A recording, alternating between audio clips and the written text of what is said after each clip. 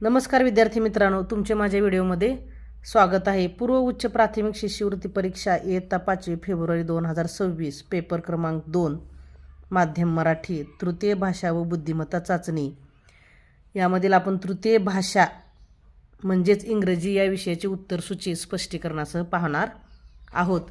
चला तर पाहूया। मग पहिला प्रश्न बघा, question number 1, pick out the incorrect option for the given web diagram. दिलेल्या आकृतीसाठी आपल्याला इनकरेक्ट म्हणजे चुकीचा पर्याय शोधायचा आहे। आता इथं बघा, ह्या डायग्राममध्ये ऑलवेज म्हणजे नेहमी, finish homework, eat vegetables, tell the truth म्हणजे नेहमी होमवर्क पूर्ण करा, नेहमी भाज्या खा आणि नेहमी खरे बोला।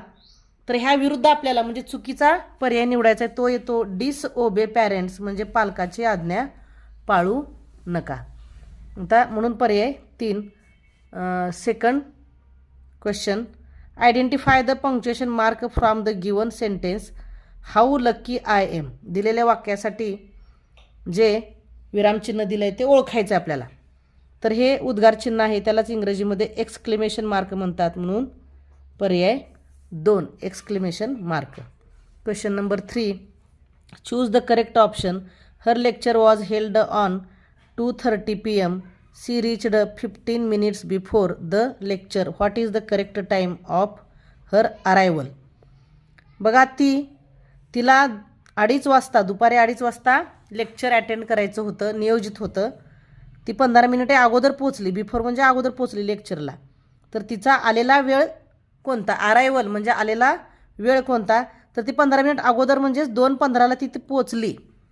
तर 2:15 म्हणजेच 2:15. Quarter means 15 minutes. Next question,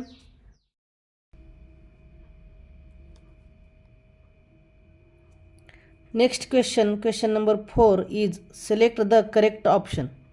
आता इथं आपल्याला एक संख्या दिलेली आहे बघा, ही 1 कोटी। 1 कोटी बरोबर किती, आपल्याला हे 4 पर्यायापैकी निवडायचं आहे। आता बघा, एकक, दशक, शतक, हजार, 10,000, लक्ष, दशलक्ष, कोटी, ही 1 कोटी संख्या आहे। आता 1 कोटी म्हणजे किती, 100,000, 1 million, 10,000, 10 million।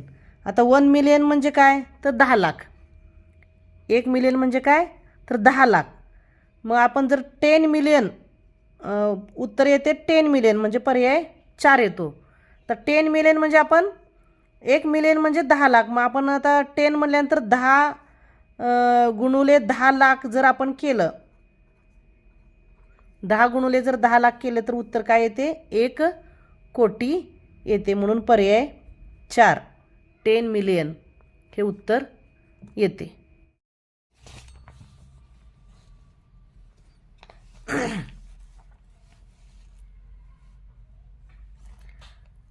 Question number 5, identify the correct sentence which indicates an action in the past.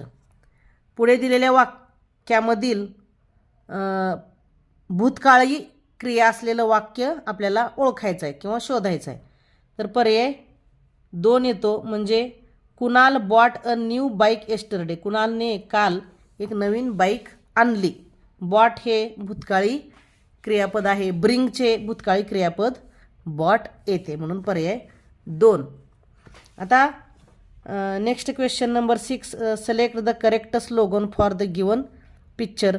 दिलेल्या चित्रासाठी एक स्लोगन म्हणजे घोषवाक्य आपल्याला निवडायचं आहे। तर पर्याय 1 येतो, 1 earth, 1 family, 1 future. Next question number 7, fill in the blank we have dash dash in Japan. आपल्याला इथं आर्टिकल उपपद भरायचं आहे। इथं आय येते, AEIOU पैकी जर कोणता अक्षराने जर सुरुवात होत असेल तर त्याच्या अगोदर ॲन हे उपपद येते, म्हणून पर्याय 4। पुढचा प्रश्न बघा, 8वा, select the correct option to complete the given conversation. या चित्रामध्ये 2 मुलं कन्व्हर्सेशन करत आहेत, संवाद करत आहेत, ते आपल्याला इथं संवाद पूर्ण करायचा, कंप्लीट करायचा. Aman sed dash dash I spilled water on your shirt. Aman म्हणाला की मी तुझ्या अंगावर पाणी सांडले. तर इथं अमन अगोदर काय म्हणतो, I am sorry. Sujal said never mind it will dry up. Sujal म्हणाला की काय हरकत नाही, ते माझे कपडे वाळतील नंतर. Next question number 9. Choose the correct option for the riddle. दिलेल्या कोड्यासाठी योग्य ऑप्शन निवडा. I am an insect but I have 8 legs. I view my web. Who am I.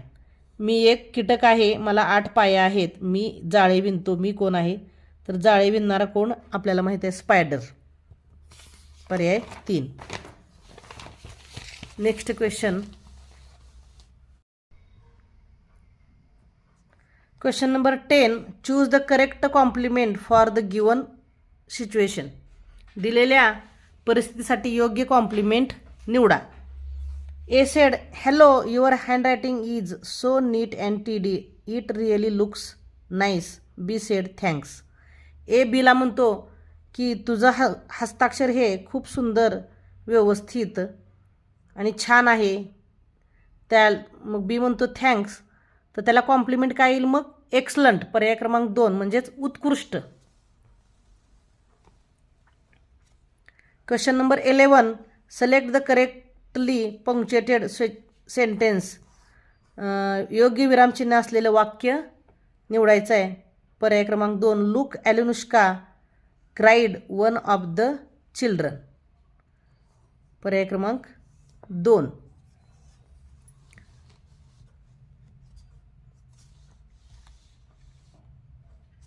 Instruction for question number 12 and 13. 13साठी आणि 12साठी सूचना आहेत.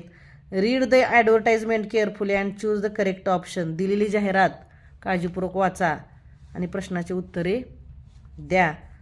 Question number 12. Which adjective is mention for the word breakfast. Breakfast या शब्दासाठी कोणते विशेषण जाहिरातीमध्ये आलेलं आहे. तर ब्रेकफास्टसाठी बघा हेल्दी हे विशेषण आलेलं आहे. पर्याय क्रमांक 1 healthy. Question number 13. How many packets are there. आता ह्या जाहिरातीमध्ये किती पॅक दिलेले आहेत, किती पॅकेट्स दिलेले आहेत, तर 2 दिलेले आहेत. म्हणून ऑप्शन नंबर 4 2 पॅक दिलेले आहेत. Instruction for question number 14 and 16. 14 to 16. 14 ते 16साठी सूचना. Read the following passage carefully and answer the question. दिलेला उतारा काळजीपूर्वक वाचा आणि प्रश्नाची उत्तरे द्या.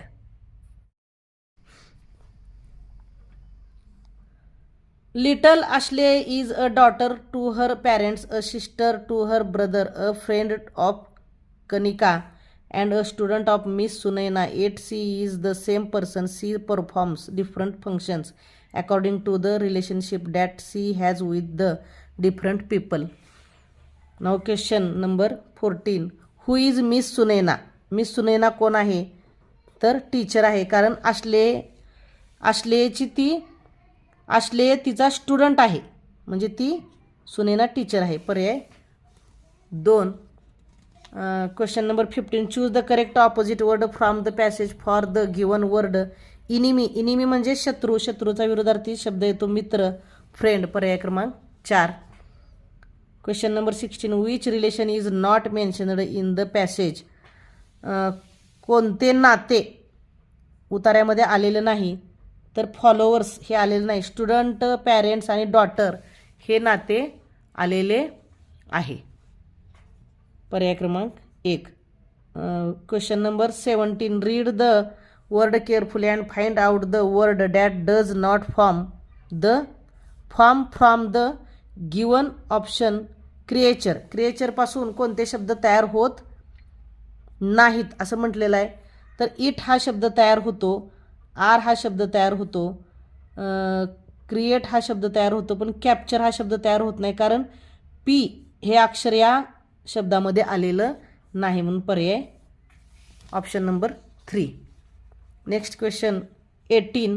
Identify the suitable homophone for the following sentence.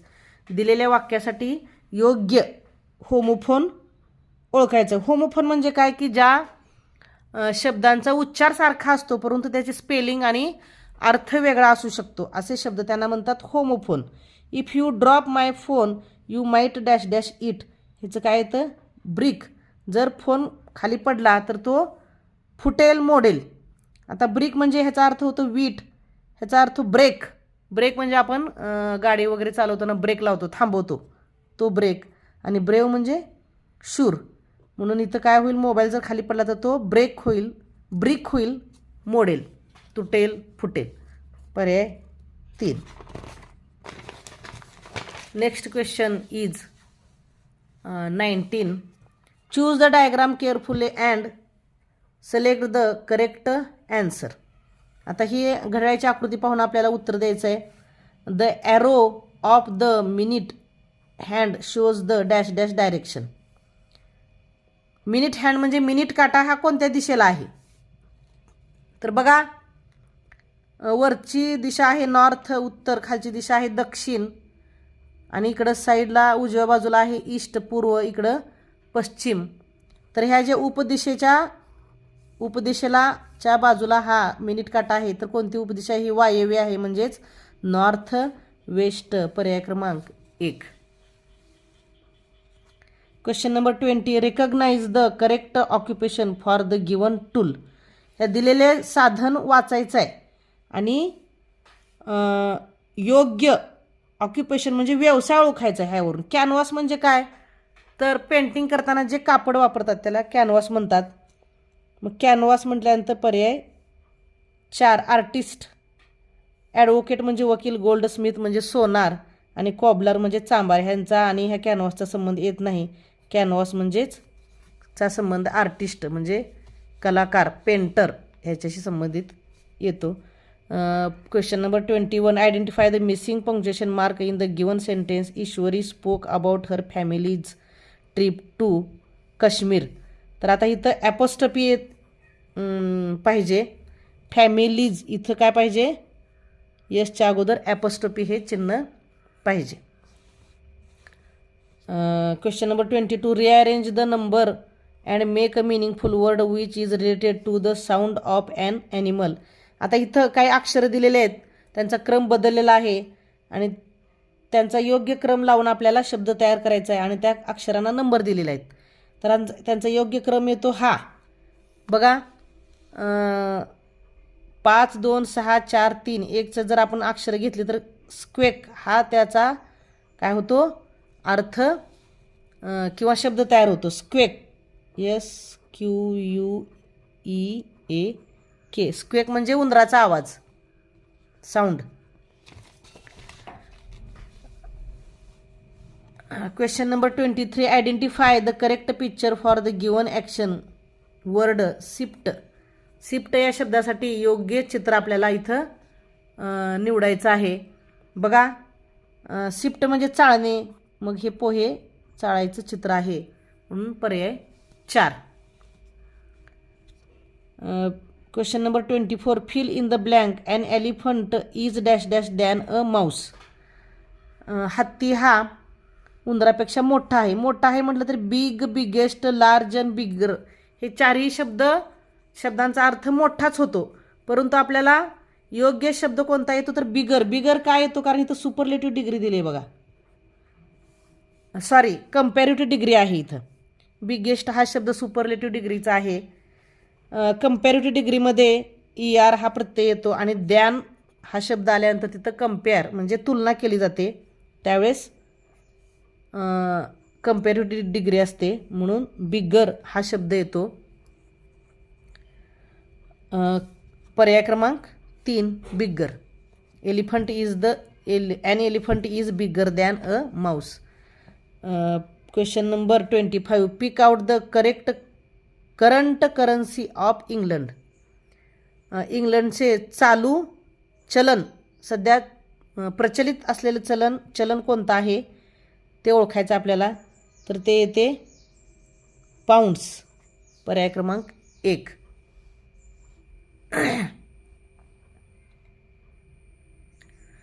अशा प्रकारे विद्यार्थी मित्रांनो, इंग्रजी विषयाची उत्तरसूची इथे संपलेली आहे. तर ही उत्तरसूची जरी